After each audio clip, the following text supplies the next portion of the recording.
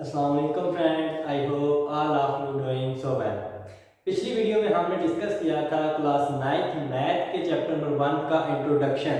अगर आपने chapter number 1 का इंट्रोडक्शन नहीं देखा तो एक्सरसाइजेस स्टार्ट होने से पहले हमारी पिछली वीडियो को लाजमी देखें।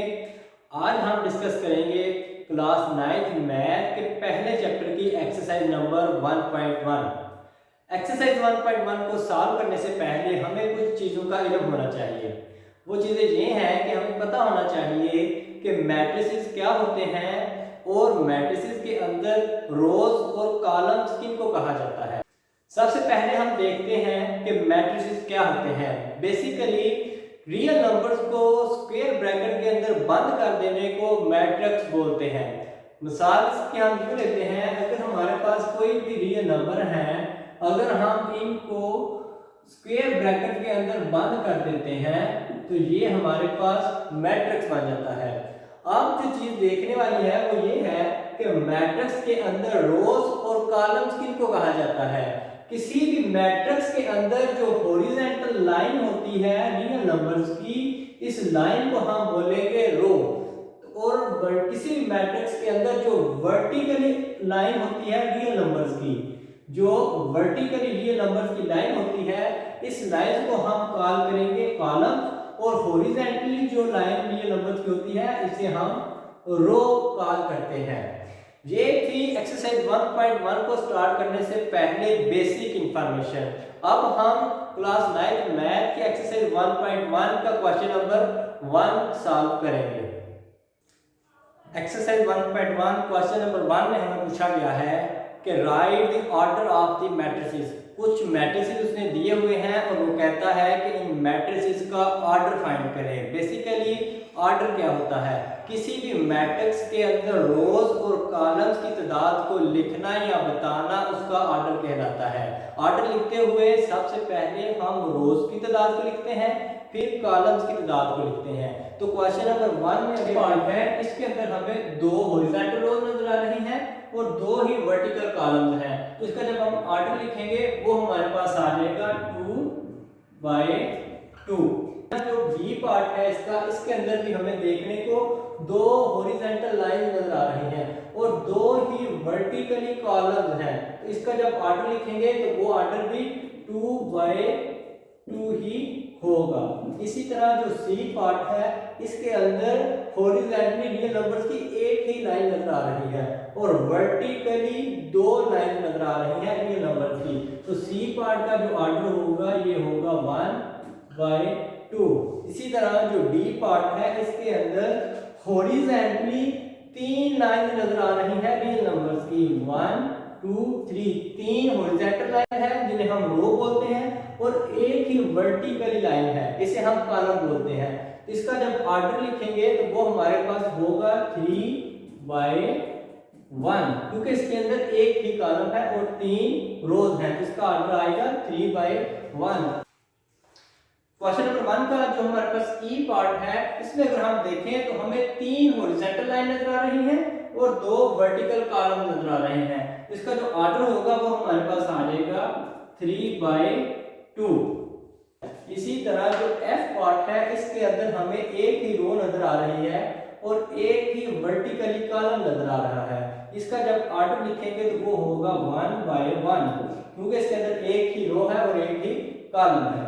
और जो जी पार्ट है क्वेश्चन नंबर 1 का, इसके अंदर तीन हॉरिजॉन्टल लाइंस नजर आ रही हैं और तीन ही वर्टिकली कॉलम नजर आ रहे हैं। इसका जब ऑर्डर लिखेंगे तो वो हमारे पास आएगा 3/3, क्योंकि इसके अंदर तीन रोज हैं और तीन वर्टिकल कॉलम हैं। और जैसे मैंने आपको पहले बताया कि ऑर्डर लिखते हुए हमेशा जो रोज की तादाद है उसको पहले लिखा जाता है और कॉलम की तादाद को बाद में लिखा जाता है। इसी तरह जो एज पार्ट है इसका जब ऑर्डर लिखेंगे तो इसके अंदर दो हॉरिजॉन्टल लाइन हैं और तीन वर्टिकल कॉलम हैं, तो इसका ऑर्डर हमारे पास आएगा 2/3।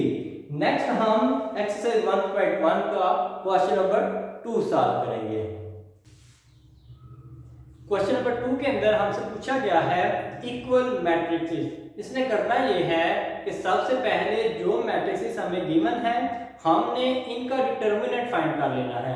डिटर्मिनेंट फाइंड करने के बाद जिन मैट्रिसेस का डिटर्मिनेंट सेम होगा वो मैट्रिसेस आपस में इक्वल आएंगे। तो सबसे पहले हम देख लेते हैं इन मैट्रिसेस का डिटर्मिनेंट।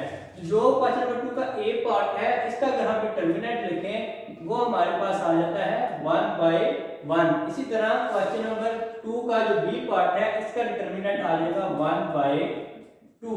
इसी तरह हमने इसके सारे मैट्रिसेस का डिटर्मिनेंट लिख लेना है।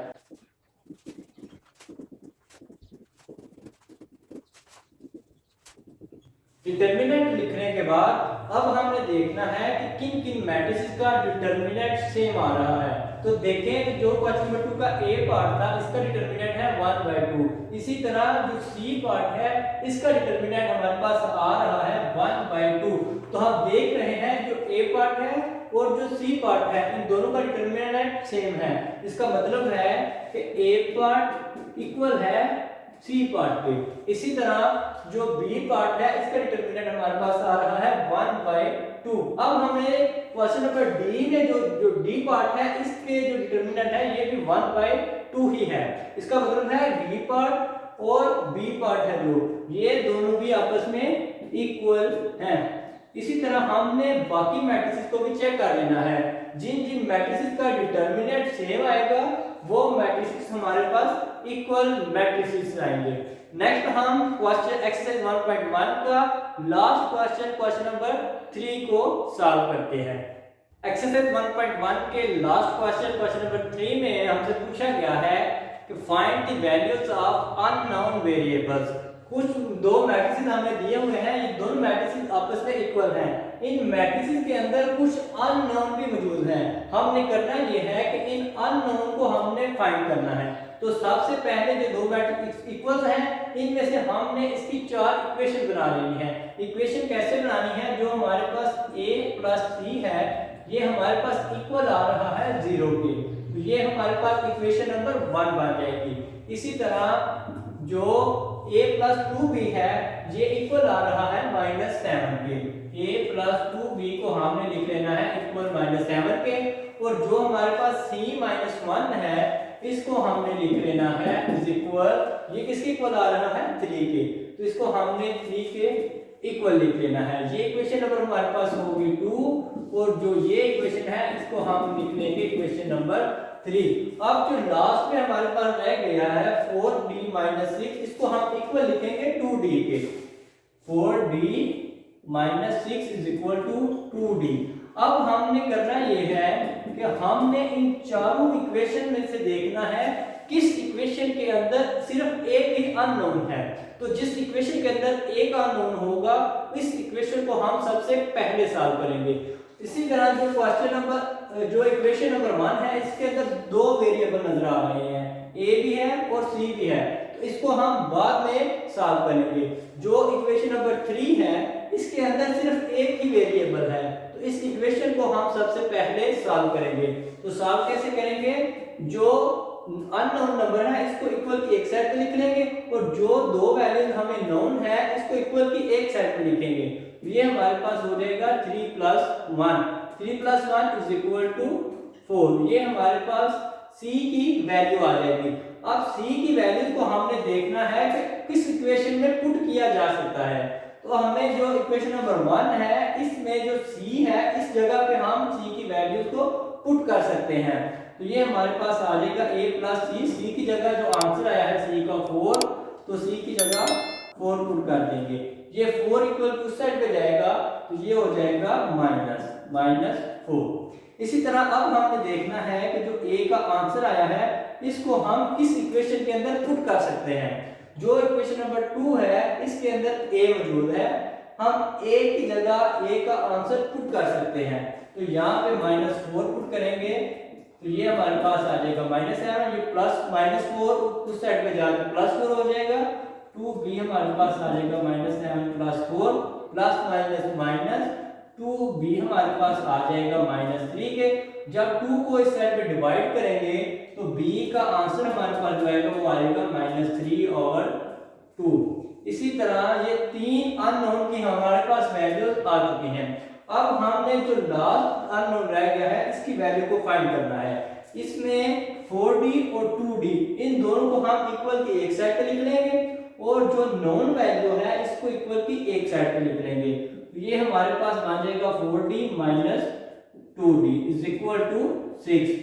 प्लस माइनस माइनस 4 में से 2 को माइनस करेंगे तो ये हमारे पास आ जाएगा 2d इज इक्वल टू 6। 2 को डिवाइड कर देंगे तो d का जो हमारे पास आंसर आएगा ये हमारे पास आ जाएगा 6 डिवाइडेड बाय 2। डिवाइड करने के बाद d का आंसर हमारे पास आ जाएगा 3।